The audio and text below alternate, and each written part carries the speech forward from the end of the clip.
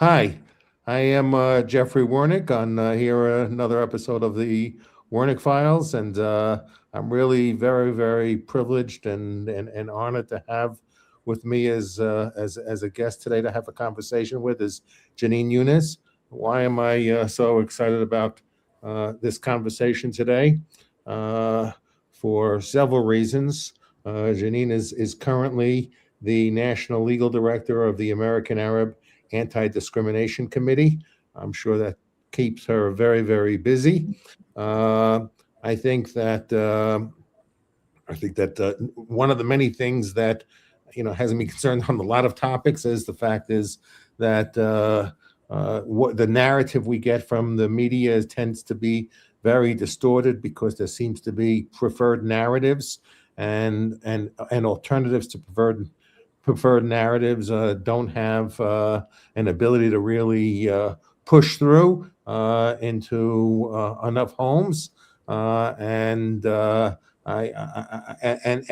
I think a couple of things given Janin's unique background is one is I don't think enough people get to hear people have the perspective of really what it's like growing up as a Palestinian in the West Bank. I think we it's hard, I think, for Americans to really imagine what the circumstances are like there, and it becomes more difficult because I think the opportunity of expressing that gets repressed by most media, and I think then we saw with the after the events of October 7th, and we saw what I considered actually restrained protests, given what I believe is genocide. I thought the protests were actually tame on college campuses, and I was horrified at the attempt to have as equivalent, the concept of Palestinians demanding that their voices being heard as their expression of their point of view was an expression of anti-Semitism, as opposed to an expression of their rights to have their legitimate claims heard. And I believe, on the most part, the media has done a very effective job at giving expression to their legitimate claims. And I think there's an industry around suppressing that content. To have somebody like Jenin Younes is really a great honor for me. So I will now turn it over to you, Jenin, and after my probably inadequate introduction. Oh, thank you so much. Thank you for having me. And but yeah, you said a lot of things I couldn't agree with more and very eloquently. I also, to clarify, I'm not sure what you meant, but I did not personally grow up in the West Bank. I grew up here. Oh, your parents, right? Yeah, my father grew up in the West Bank, just my dad. My mom's Yes. actually like a white American lady. But I heard, my father's experiences were very powerful when I was growing up. He talked a lot about his homeland, and which was for him, it was very painful. I would say it's not. I don't want to say it's unique to the human experience at all, or the Palestinians are unique, but it's sort of an indigenous culture where people are very tied to their land and their families and their communities, and it was very painful for him to be away from them and to feel as though he couldn't live there because of the repression. He had just decided he wasn't going to endure the repression and humiliation of living under the Israeli occupation. So that was just very influential and powerful for me growing up. Not only did he talk about his horrifying experiences and his parents or his family's horrifying experience growing up under that regime, but also, warned me a lot not to talk about it because there would be attempts to destroy my career, and that effective Palestinian voices are silenced and destroyed. So I spent a lot of my life really knowing that if I were going to be successful professionally, that meant keeping my mouth shut about this issue. And what made you finally decide that really you would take the risk and no longer shutting your mouth, and where you felt compelled that you needed to speak up rather than repress in order to, which I think is actually the most dangerous form of censorship is societal pressure for preference falsification because of the consequences when you honestly express your perspective, that there could be a high cost associated. So to get along, you go along, and you sort of go around and engage in preference falsification, because otherwise the personal cost is really high. That's a very astute observation. I spend my life fighting government censorship, which is the actionable kind, because you can't really sue like people for saying bad things about you, or private businesses for not hiring you because of your views. That's just not a legal issue. But realistically speaking, you can sue the government when they censor you, and if you have a good case, you win. On the other hand, these other things are just sort of insidious ways that society ends up silencing voices. And so I would say it wasn't a straightforward path for me. I was aware of the issue for my entire life, for as long as I can remember. And I spoke against COVID restrictions. Starting in 2020, I was against them. I was like a rare person who would have considered myself a leftist, more or less, who disagreed with them on both civil liberties and sort of efficacy grounds. And I thought they would harm poor people and the working class the most, for various reasons I can get into later or not get into, depending on interest. But I felt very strongly about it, and I couldn't keep my mouth shut. Like, I just tried.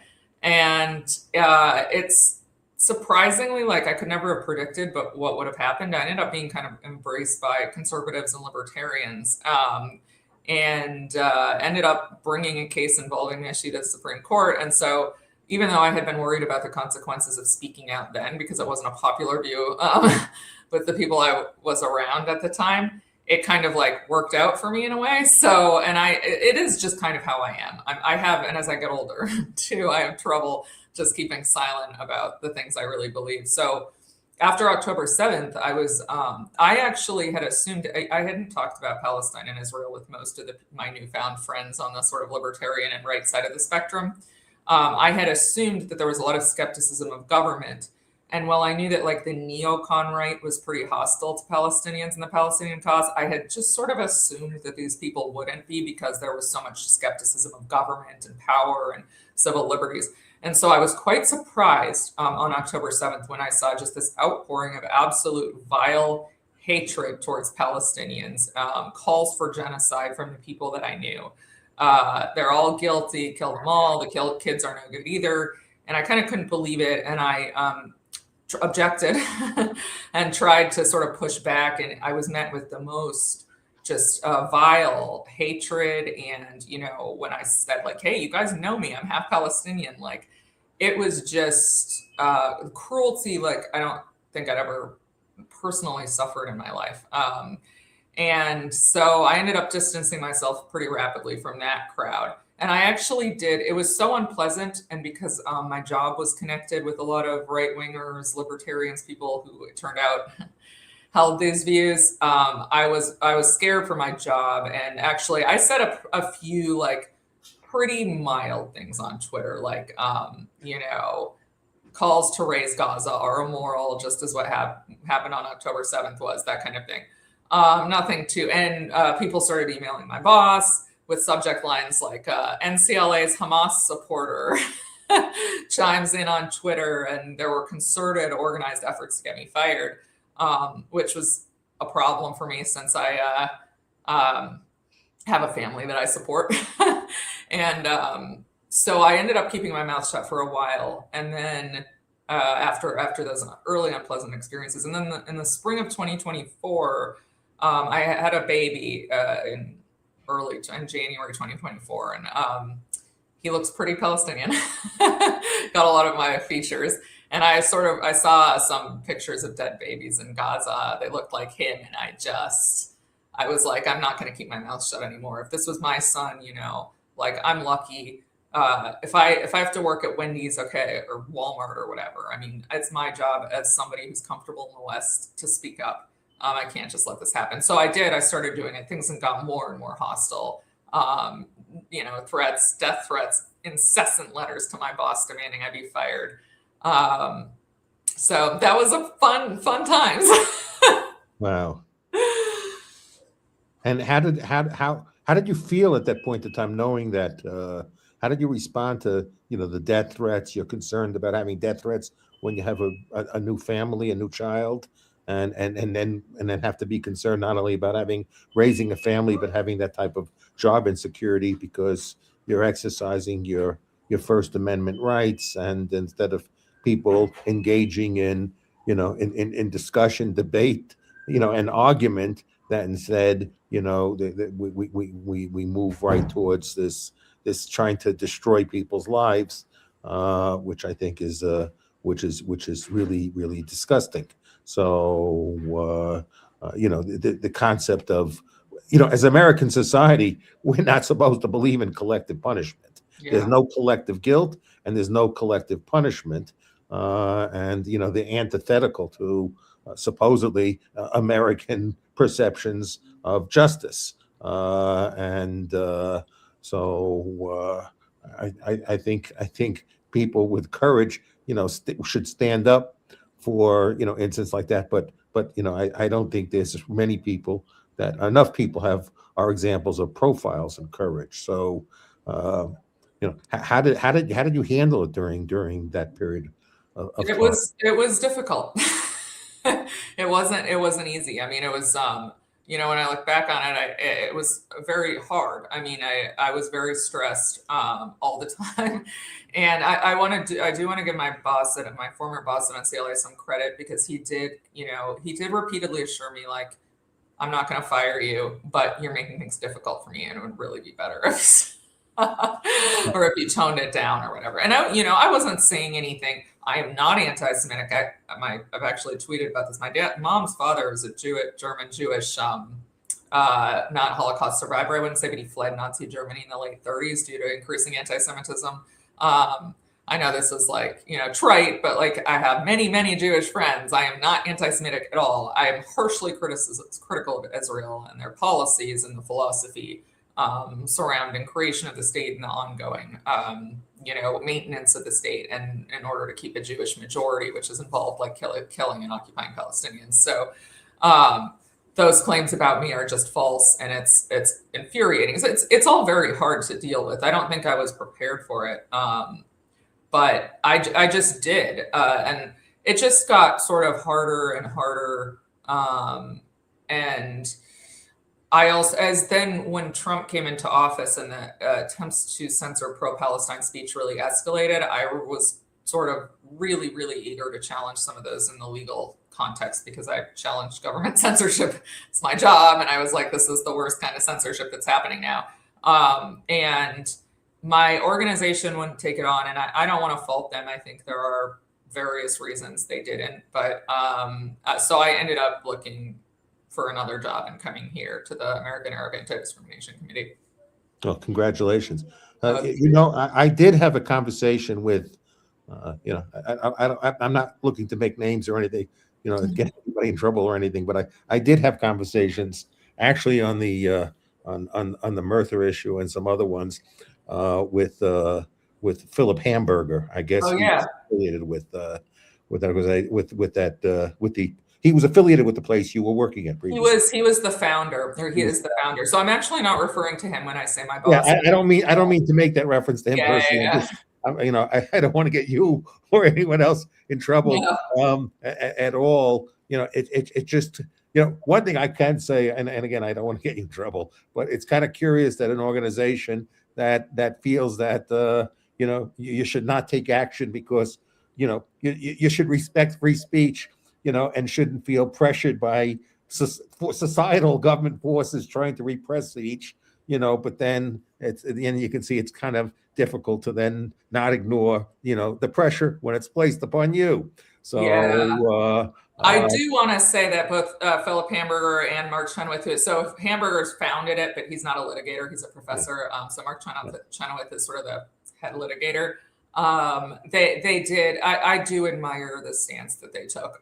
And they, you have to be realistic when you're running an organization. Anybody does. Like even I can't have staff attorneys going out there saying there are things that would just be harmful. So I think everybody has lines, and they never told me I couldn't speak up for Palestinians or I couldn't say those things.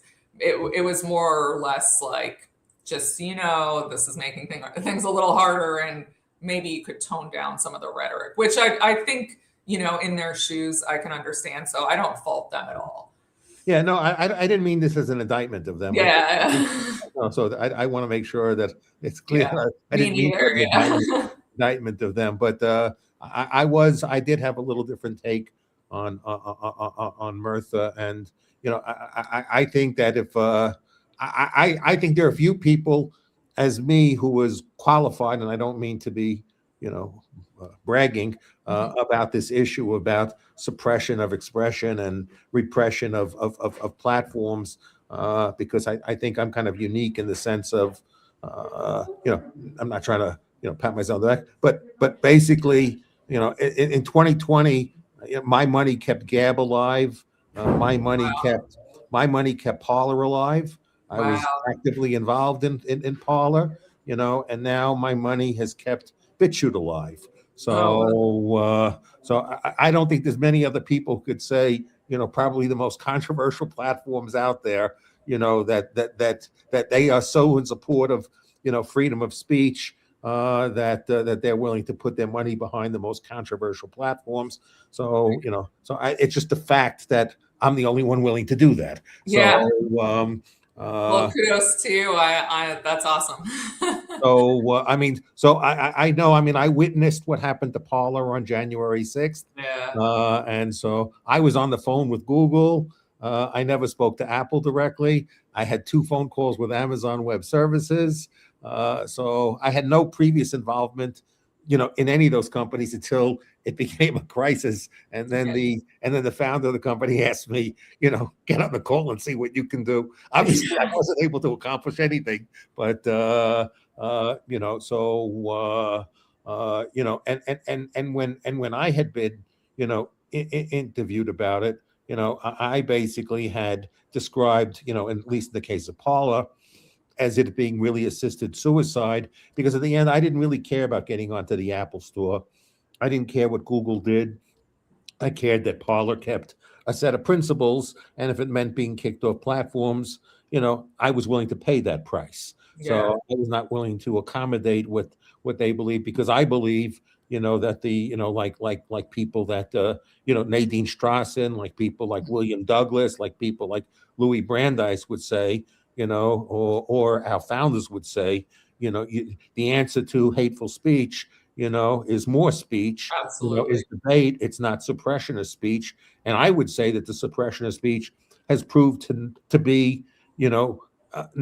I would say it's proved to be an unsuccessful strategy. I think it's caused more division than less division. Not that there are a lot of people not saying a lot of ugly words, and if you just check any platform, you're going to see, a lot of hateful content, a lot of stupid stuff, and but at the end of the day, I'd rather have people feeling they could say it than feeling that they get banned from their jobs, banned from platforms. They have no job, they have no expression, they get alienated from society. And I think that's a formula for converting people into being even more extreme. And eventually they're going to find a platform where they're going to be able to find each other, and they're going to go underground rather than being overt.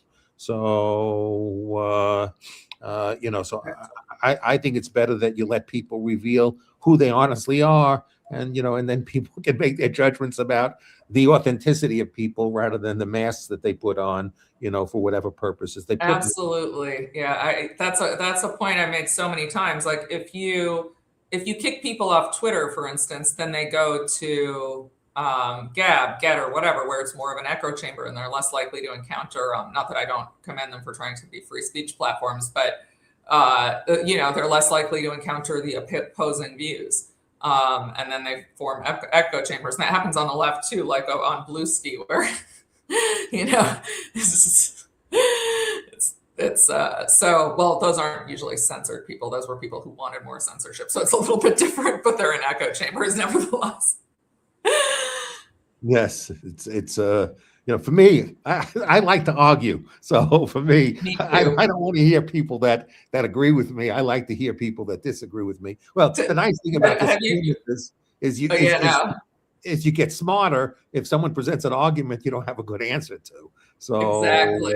It's, it's a way of testing how good your arguments are, and if they're not very good, you're going to look very bad, and you'll learn from looking very bad to not want to look so bad the next time. Exactly. Have you tried Upscrolled, which was started by a Palestinian guy actually, and it's supposed to be like the no censorship platform. It went way up. There was some incident that made the users like jump a lot, and I commend the guy's effort, and I'm on it, but it's like it's all people who agree with me, and I'm like I live on Twitter for the argument. Like I want someone to call me an anti-Semite. Can argue back. Well, what I find amusing is, if anyone did any research on me, which they have no obligation to do, one is I'm very new to social media. I mean, I'm not new to funding platforms. I'm new to engaging on a platform. So I never had any interest in actually, I don't want to be an influencer. I love this doing I never thought I would enjoy doing a podcast. Yeah. But when I was asked to try it out, I've enjoyed it because I've enjoyed the opportunity of getting to speak to people like you, and that's a great experience for me. So, because I like these one-on-one conversations where we're not physically in the same room, but at least we can see each other and we can have a nice, pleasant conversation, and I love conversation. But speaking to an audience that I don't see, and most of this and writing short texts. I'm very verbose, so it's very hard for me to write anything, in a small number, of characters, and I don't want to try and be glib because I'd rather be thoughtful than glib. So I find that that's not really, an effective meaning for me. So even when I was gave money to Parler and Gab, some of my friends said, you're giving money, at least create an account. So I created an account. I put up a little bit of content, but just because I felt I had an obligation and I wanted to see the feedback. I have to tell you, at Parler, when I put content out, I put content critical of Trump, and a group of Parler influencers got together and contacted the founder and told them they would leave the platform if I was not banned.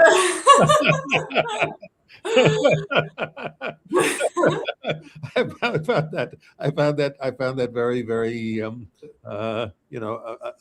amusing. But I don't really like putting content up. But because I'm doing this podcast now, I decided that I would create a Twitter account, which I have, the Wernick Files, and I am putting out what I hope is thoughtful content, and I don't get a lot of engagement, so I wish my content got more engagement. Not that I have interest in monetizing it. I just think I have interesting things to say, but that could be pure vanity, and then I try to engage in some of the criticisms that I get back, and I try and engage with people, but I try and engage them in a reasonable way, and very rarely do I get reasonable responses. So, well, those are your problems. The algorithm rewards simplicity. I read that. I checked like Grok and Claude and ChatGPT. And I said, how do I increase my profile? And they all said, these are the things that you should do. Be more vitriolic. I said, I'm not going to do any of it. So they said, if you're not going to do any of it, just go understand you're going to be basically not having much of an audience. Yeah. But I'm fine with that. I did post something today that maybe, hopefully, you'd want to discuss. Sure. I'm really offended, I am Jewish, and I'm really offended when Bibi comes and says that Israel is a strategic asset, and tries to then justify whatever atrocities Israel does under the cover that Israel is an important in the relationship for the U.S. So therefore we don't want to put it at risk by being too critical. I don't view Israel as either a strategic asset. And one is, I believe what George Washington said is that we should not have permanent alliances. So we should not enslave ourselves with respect to relationships to any countries. If tactically, for tactical reasons, it makes sense for us, to engage in a temporary relationship for our mutual benefit, that's okay. But these permanent alliances, I don't think are, they reduce our flexibility. They don't increase our flexibility to do what's in our best interest. And we should focus on doing what's in our best interest. And worse, though, I think, is Israel is a moral liability to us. I mean, I think when you weaponize a country that's committing genocide and then providing cover for it, you don't want people say, well, I don't want to complain too much because it has a strategic value. So this is the cost of it having a strategic value. No, it has no. For me, Israel has no strategic value to the United States, and for me as a Jew, it has no strategic value for me being a Jew. Judaism is a religion; it's not a nationality. And I think that when Einstein got together, and I think late 48 or something, and helped put that letter together that a bunch of people signed, basically saying, he had mixed feelings about the Zionist initiative, and certainly didn't want the Zionist initiative to look like what it currently looks today. And I don't think Albert Einstein was an anti-Semite, but he thought that he thought that there was a conflict of interest between Israel as a national concept and Judaism as a religious concept. And I think that was pretty well expressed by that Harvard professor who testified in Congress recently. Did you see his any comments? So any of this you'd like to comment on? Well, there's so much there. So sure. I completely agree with you that you can't, this idea that Israel could be a strategic, that our alliance could be strategic despite the fact Israel is committing genocide is nuts to me. Like, it's by definition, having an ally that's committing war crimes is not strategic. Like, we cannot maintain any kind of soft power, or we can't claim to be a moral force in the world if we're enabling, because we're not just overlooking it, we're enabling it. We're funding this. We give them diplomatic cover. We veto resolutions at the UN that would hold them accountable, So that's just utterly nonsensical. And frankly, I think the way, I know there are many people, I would call them neocons, who believe that Israel is sort of our little outpost in the Middle East and is keeping us safe. We didn't have a problem with Islamic terrorism until Israel's creation. That was just not a thing. There's also, of course, it's not as simple. There was just Western intervention in the Middle East in the early 20th century that created a lot of instability. But it's both, I would say, our trying to use the Middle East to serve our own interests, for example, oil, as well as our support for Israel, our unequivocal support for Israel, no matter what it does, that is creating all this chaos and violence. And potentially, we're looking at a very serious situation with Iran now, which I don't think anyone serious believes that this is coming from the United States or United States interests. This is what Israel wants, and specifically what Bibi Netanyahu wants. He's a psycho. He's completely nuts. This could result in nuclear war and the deaths of countless people. And it's just absolutely unbelievable to me that this is happening. And it makes me wonder, like, what do they have on every president? How do they get to every president? How do they get every president to do what they want? Is it all Epstein stuff? I don't know. I guess I said a lot there, so I'll let you take it up. Well, it's a question. I'm asking myself the same question. I don't, and now I see Modi's I can understand the tech alliance between India and Israel. So the tech alliance there, but for me, I don't think Bibi should be treated as a pariah. He's a war criminal. He should be treated as a pariah, and I think Israel needs to be treated as South Africa was once treated. It is this, I don't like making Hitler comparisons because I don't like making comparisons. But I have to say, if in the 1940s we had an election and saying who was the person who was the most evil leader in the world, maybe many people would vote on Hitler, and now in the 2020s, if we take a look at who's probably the most evil leader in the world, who's killed more innocent people than anyone else, it's probably Bibi. So I don't want to say, he's Hitler, but I want to say he's maybe the most modern version of a Hitler, Yeah. that we have, and I find it disgusting, that he gets greeted here or anywhere. And yes, I don't know how, how American people can, see the violence, and unfortunately, too much of it is suppressed.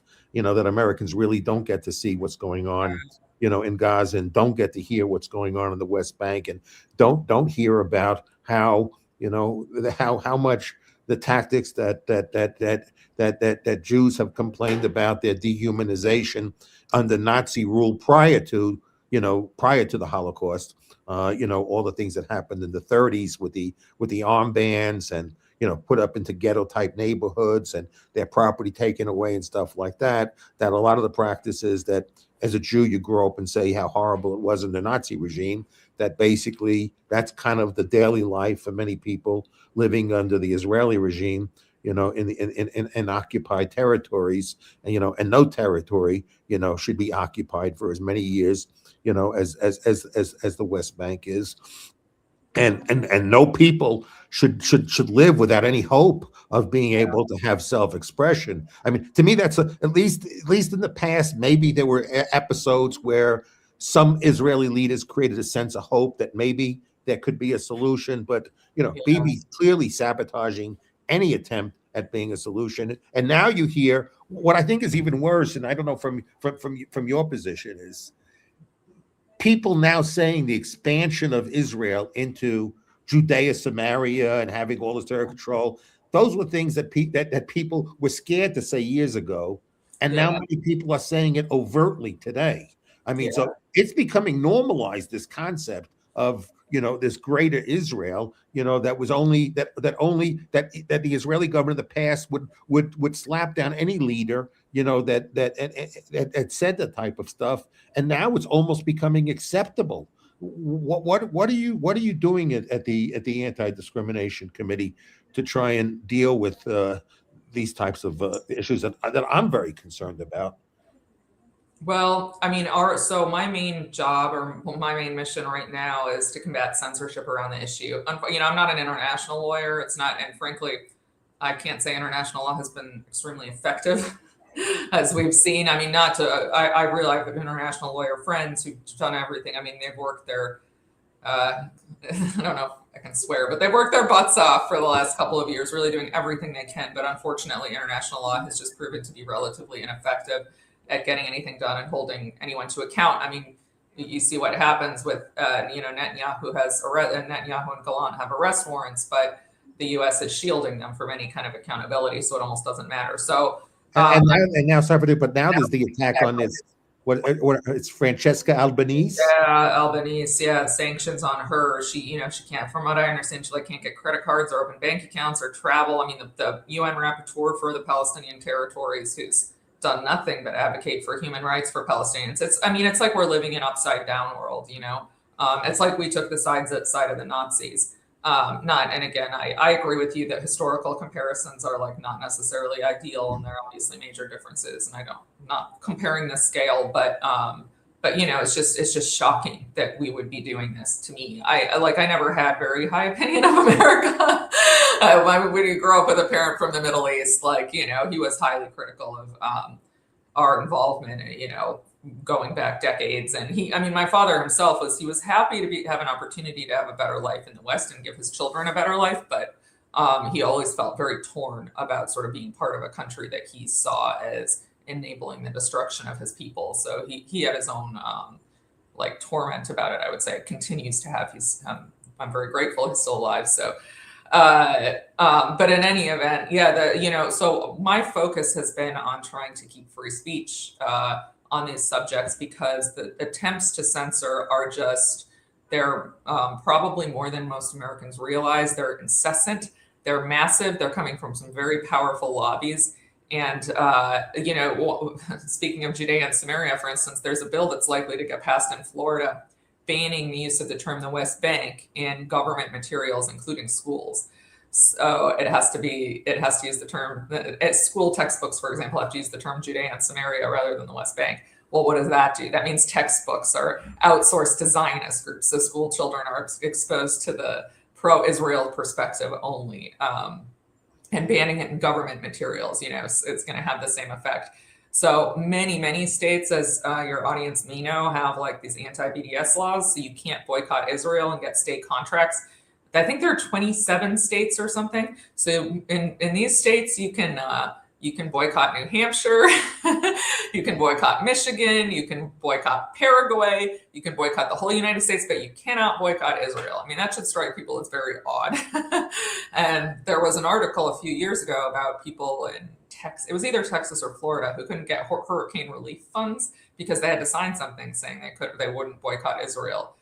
So like their homes were destroyed by hurricanes in Florida or Texas, and they could not get government relief because they wouldn't swear that they weren't going to boycott Israel. I mean, this stuff is completely crazy, and most people are just unaware of it. There are tons of bills and laws now codifying the IHRA, the International Holocaust Remembrance Alliance's definition of anti-Semitism. It's a big topic in the free speech world. This basically includes various forms of criticisms of Israel. And there are many state laws right now, that, especially since October 7th, where you can be found guilty of discrimination in the workplace or in the school if you criticize Israel, anti-Jewish discrimination. So these are efforts that I'm trying very hard to fight, but they are there are only a few of us in the country who are really taking this on as the number one issue, and so it's daunting, to say the least. How is it finding? I mean, one, you should know you now have a friend here in me, as I'm going to go to your website and make a donation. Thank you. So thank you very much. That's very appreciated. We survive on donations. So, but I'd like to know. I'd like to do more than. I mean, I know a donation is very valuable and very helpful. But I'd like to. I think giving money is important, but it's not enough. What more can I do, and what more can people do? I mean, like, do you have an easy website for people to go to where people can track, all this type of legislation that seems to create Israel as a special class of entity, with rights and privileges apparently above and beyond almost any American would enjoy. So, your example was a perfect example where you can boycott anything you want with one exception, just don't make it Israel. I mean, this is really absurd. So yeah. Any country, any state that passes a law like that should be ashamed of itself. Yeah. And there are about 27 of them. More than half the states have those laws on the books. Our website is adc.org. And we have information there, so you can sort of see what's going on. I mean, so I do the legal, and then we have an advocacy side that focuses on getting legislation blocked. We have a wonderful policy person named Ellie Youssef. You should have her on, actually. She's very good. So she just, when she tracks the bills, and then when they're coming up for vote, she does everything she can to talk to the representatives, to talk to the governor about why it's a problem. She bands together with other organizations. So we try to fight this from all sides. We are very small, and we are not, we are not funded like our opponents are. So it's, there are a few organizations like us in the country, but they have, I don't know if you heard the ADL saying they have 50,000 lawyers on call anytime they, a Jewish person reports that their feelings were hurt. They have 50,000 lawyers in their network to file lawsuits. And we have, a handful of people in the country who are fighting on our side. So it's really, there are many ways to help, but definitely funding is a huge one. I have to be honest, because the more people we can hire, the more we can take this stuff on. Well, I will be, as I said, I will be making a donation. Oh, thank you so much. Right after this call, I can tell you that when I was at Parler, a lot of the times of people, who would either the media or other organizations that would call in, the founder would like me to deal with it, and so when some Jewish groups called and were complaining about anti-Semitic content on Parler, so I said, look, send me examples of content you find, that's offensive. So they sent the content over. So I spoke with the rabbi. I said, look, seems to me this is good news. The rabbi said, why? I said, look, I said, you found content on it. So congratulations. Maybe you posted it, because the content you found almost nobody saw. So I don't know how you saw it if it had almost no impressions. Yeah. So will you let me know how you found it? Or maybe somebody posted it, maybe you posted it yourself, or maybe your friend posted it, and then you drew my attention to it. But I'm letting you know, they sent me a whole bunch of, I think at that point in time when I spoke with him, Paula had 14, 15 million impressions a day. Okay. Wow. The content that they sent me over a long period of time collectively did not have 5,000 seconds. Okay. Yeah. Nobody was finding this stuff. Okay. Yeah. So I said, look, the good news is you don't need to exist anymore. Okay. Yeah. So instead of harassing me, you should just declare victory and say, what I discovered was there are people putting out anti-Semitic content, but nobody's paying attention to it. We've won. So declare victory and shut down. So he was not amused by my recommendation. So they ended up recommending that people should not look at Parler, and Parler should be demonetized and all this other stuff. And and then of course he called me a bad Jew. Of course I was a self-hating Jew. So I've never been accused of hating myself. Maybe liking myself too much, but not hating myself. So you just gotta go with the punches. But I think that's clearly these are efforts to intimidate, and Yeah. people are organized well enough, and there's enough money behind it that it works as successful in intimidation. Which is why I very much wanted to speak with you, because one, I'm not intimidated, Yeah. and so I want to give voice to people, because the other story needs to get told, and what we got to do is we got to stop this industry that's trying to make it, that's trying to make people's right to free speech such an expensive right with such adverse consequences. So it's not so that we have intelligent discussions. It's so we have no discussion and no conversation whatsoever. I mean, that's the difficult, but this is not like a court of law where they want both sides to present their point of view. This is them trying to say the only point of view that should prevail and exist in the marketplace of ideas is their ideas, and that no other ideas other than theirs should circulate. And the fact that this is successful is horrible. Yeah, it's exactly. I mean, another thing that effort that's not, I don't think has received adequate attention is the administration has been fairly clear that they're vetting social media accounts of non-citizens trying to gain entry into the country, or who live here actually and are trying to get either citizenship or green cards, for anti-Semitic speech, which and the administration defines anti-Semitism as criticism of including criticism of Israel.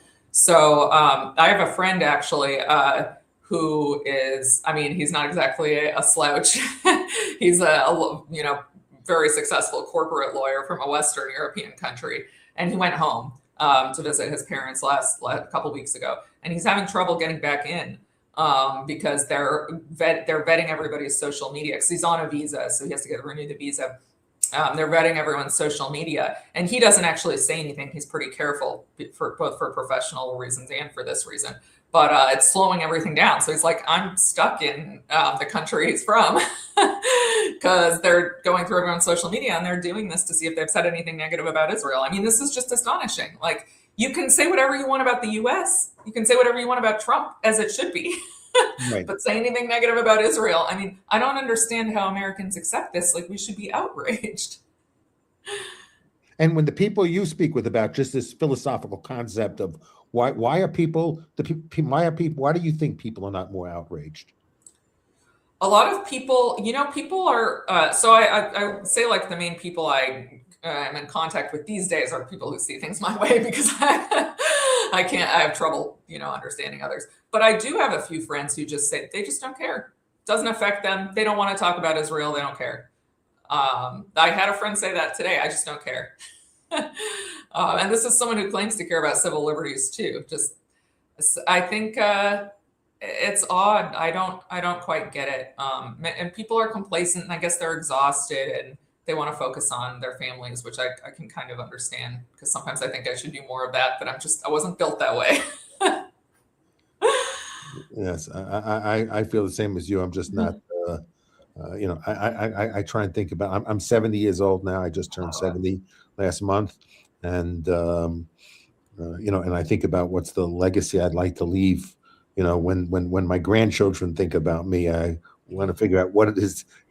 When people look at the tombstone and say, how would I like to describe, Jeffrey Wernick? I'd like them to describe me as someone who had some sense of moral courage and decency and was willing to fight for something. And that's how I try to give meaning to my life. And but everybody has their own right to have their own goals and desires for their own life and whatever makes them feel happy. But I think that when I raised my daughter, I always used to tell her, if you want freedom, you have to show responsibility, and that freedom and responsibility are two sides to the same coin. The less responsible you are, the less freedom you'll have, and the more responsible you are, the more freedom you'll have. So I think if we don't exercise responsibility, we'll become less and less free. And one day we'll wake up and we'll see, we don't have many freedoms left. And I think we're on that path. We're very close. I think people are too complacent about, when you see, the Larry Ellisons and other people of the world talk about how they're going to use drones and surveillance technology, to control us by keeping us under surveillance all the time. And what you and the people, that some of the people that are going through with the social media, where it's funny, people used to sit and say we're different than China, and now we're creating our own sort of social scoring system where we're going through all people's communications, and anything that we see we don't like.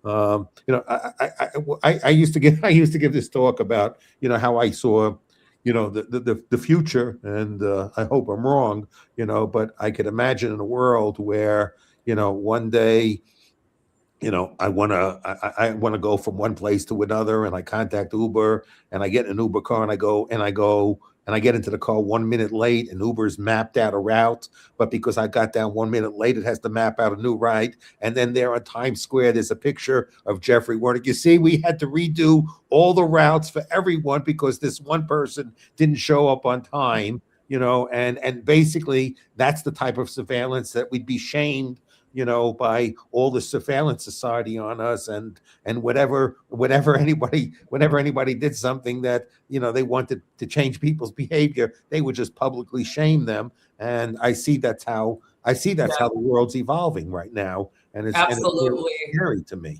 Absolutely. I mean, all the, the scary books like 1984 and Brave New World. You see that the authors of those books saw something about human nature. I mean, they were very prescient. I've been surprised, like, how complacent people are, and as you mentioned, like, the surveillance state might be even scarier than the free speech stuff. I mean, what they have, I always wonder, what do they, I think they have everything. I think they have everything that I've ever written, and I'm sure this is, it all ties back, I'm sure this is how our politicians are being controlled. And I'm not saying it's all Israel. I think there's deep state CIA stuff, but it's just inexplicable otherwise that every president ends up doing exactly the same stuff, no matter what they run on, no matter what they seem to value before they become president. They all end up with basically, someone, I think it's Scott Horton, who says, no matter who you vote for, you get John McCain. It's just... Yes, it's unfortunately it's I still it's hard for me to understand. I guess this is above my pay grade about whatever happens, that these people, and you're right, we don't really know about the honeypots, the Epstein. We really don't know, what the efforts. I think I remember a story, and it might be true and it might not be true, but I remember it might have been part of me watching the show about LBJ and the civil rights movement. And Yeah. there's a scene where, like with J. Edgar Hoover, and J. Edgar Hoover has said something like, and I might be getting it imperfect, but it's kind of like, if I'm not here, who's here to protect you? In other words, I got all the stuff on you, Yeah. so so you gotta stay in line, Yeah. because I'm spying on everyone. Yeah. So there's probably no more efficient surveillance system than Israel has, because there's probably no greater surveillance state. Israel might be a more successful surveillance state, and I don't mean successful in a positive way. Even China might be, Yeah. uh, and, uh, and it seems like the U.S. seems very eager, to adopt, these surveillance practices, supposedly for our benefit. But we know that's not the case. So it's hard to tell who is compromised, and what's the consequence of people being compromised, and but creating all these exceptions for for the state of Israel. I don't even know why a Jew would think this is a good idea. I mean, I don't know why a Jew thinks that that we are entitled to any special privileges. We're not. And I don't know how people could think people should not be resented for us towards us if we think we're entitled to privileges that are unique to us. Yeah. So it's for me as a Jew, it's very, very hard to reconcile, and I find it really disgusting, and I know a lot of the people who I grew up with who find me disgusting from my point of view, but I don't care. So what I care about is when I get up to meeting somebody like you, these stories I find horrifying, and not only should no American should suffer from that, no human being should suffer from that. This is what we talk about as a country where we believe in inalienable rights, and those inalienable rights are not for Americans; they're for everyone. So the admission of humility was, we can only provide them to people in our jurisdiction, but that doesn't mean people all over the world don't have them. We believe everybody has them everywhere, only we can't provide protection of them only in areas where we have jurisdiction over, and that doesn't give us an excuse to get jurisdiction over more areas. It just shows the moral obligation that we have as an American to understand that the only American values that we certainly don't share with Israel is a respect for inalienable rights, and Israel clearly doesn't give a damn about inalienable rights. You Yeah. know, so a whole class of people have been, completely dehumanized. So in getting your message out, you said one of the people.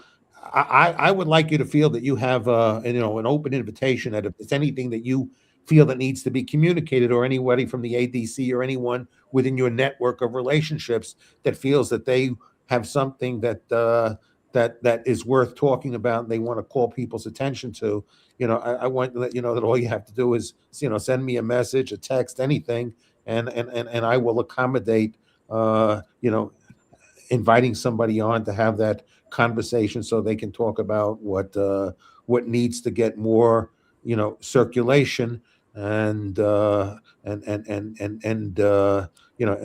I reiterate, I'm going to be writing, sending you money right after this. But Well, thank what you. what what else can we do? Well, so the things I mentioned, and then the other thing is, for lawsuits, I need people who are willing to be plaintiffs. They're few and far between, because people don't love being in lawsuits, but often I have a legal issue, but not a plaintiff. So like what I mentioned earlier about the U.S. government scouring people's social media if they're not citizens in order to determine whether they can be eligible for status adjustments or to enter the country. Now I understand nobody wants to bring that case because they're going to draw attention to themselves and get kicked out of the, excuse me. Yeah, I need a sip of water, but get kicked out of the country. So that's an extreme example because the stakes are high, but often it's just hard to find somebody who wants to raise the issue because, you know, there are professional consequences, there are personal consequences, there's risk attached. So plaintiffs are always people who want to challenge these laws are often what I need. So like, for instance, I'm looking to challenge some of the boycott laws, but I need people who will apply for contracts, get denied. And Well, I'm going to ask around on my network to see if I know anyone who's willing to become a plaintiff in a lawsuit for, you know, for a good cause. This is well, you know what I can do. Sorry, I don't know what's happening to my voice, but I can when I have a very specific idea, I can reach out to you and sort of ask if you know anyone who fits the qualifications. That's very helpful. I like to have a network of people I can ask. So, and what more can we do to pressure, you know, state legislators or Congress to repeal these laws? Well, I guess calling your elected representatives. That's why I'll write to you after. But that's why I would urge you to have our policy woman on, Ali Yusuf. She's just wonderful, and that's her area, so she'll be able to tell everybody exactly what to do. It's less my area of expertise. So I would. She's very good on camera too. So I would highly recommend you have her.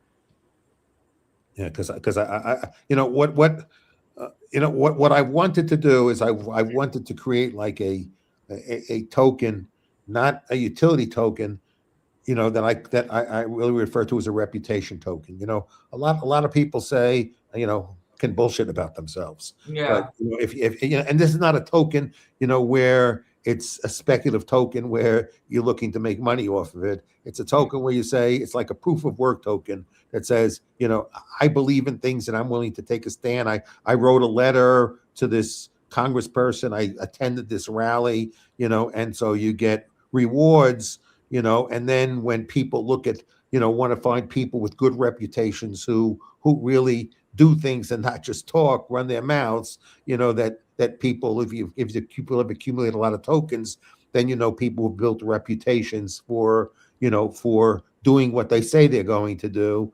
And, you know, and you can build an activist community, and people might want to find that if you demonstrate you're sincere about being an activist, you know, people might want to throw rewards your way, you know, because you're sincere about doing something that other people would like to see done, but don't want to do it themselves, so they can finance somebody who's doing something that they find valuable where they don't have the time to do, you know, so that people could actually maybe make a living by being an activist. Because if you get enough people who make, you know, you see this literature out there, you know, that says, you know, if 3.5% of the population becomes, you know, active and consistently active on a cause, you know, they can make changes to a government that are significant in consequence. So the question is how can you induce more people to say, well, you know, I'm somewhat retired. I'm not, you know, I have some free time right now. How can I convert that free time into doing something that is valuable? And, you know, but the question is, how do I get rewarded for it and acknowledged for it? So, I mean, like a reputation token seems to me a good way of people being able to establish, you know, credentials as somebody who's an activist on behalf of something. And then people might say, gee, this person's really good at it. I'd like to throw some money their way because, you know, I don't want to take my time and effort, but I do have money. And if they're willing to spend their time and effort doing it, I want to support their using the time and effort to do something I'd like to see done, but I don't want to spend my time doing it. So Yeah. I really would like to do something like that, you know, and I think a cause like this is one that's, you know, important to do something like this because, you know, we got to start caring, and we don't have the time, you know. At least if we have a few dollars in our pocket, we should give it to people who do have the time, so we can acknowledge them doing something that we should care about, you know, and rewarding people to make the world a better place. and help people who want to become that as their life calling. I mean, what's wrong with having a life calling? Is somebody saying, I want to be a do-gooder in my life. I'm going to do all these activities. I'm showing you I'm sincere about it, and writing me checks, to do it. Because for you to be successful, you need an army behind you. You need a lot of Yeah. people, to No, help. absolutely. That's absolutely true. Unfortunately, I have to jump off because I have to Oh, be somewhere at sorry. Yes. 9:15. No, that's fine. No worries at all. I really appreciate you having me on. I will shoot you Ellie's email address, and I really appreciate talking to you and your time and all your insights. Well, Thank you tell so me much. what I always like to have my guests have the last word. So Uh, before you run, tell the people what it is that you'd like to tell that I was talking too much that you could tell No, them. not at all. No, I think I've said all the big points about our need to fight back against all the tyranny.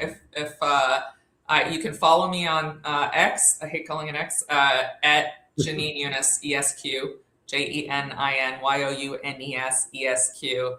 And I have a podcast myself with my co-host Melissa Whitty called Previously Prohibited. So you can find us there. We try to stream on Sunday evenings and Tuesday evenings, but with my work schedule, we're not very consistent. So we usually try to announce it beforehand. But thank you so much, Jeffrey. I really appreciate the time and all. And speaking with you was really fun. Well, great to meet you. And anytime you want to be back, just let me know. Just say I got this to talk about, and you don't have to justify what you need to talk about. Just tell me you want to be back on, and we'll schedule it. And just let me know when the colleague wants to be on, and we'll schedule that as well. And thank you. I'm so appreciative for your time. Thank you so much. Bye.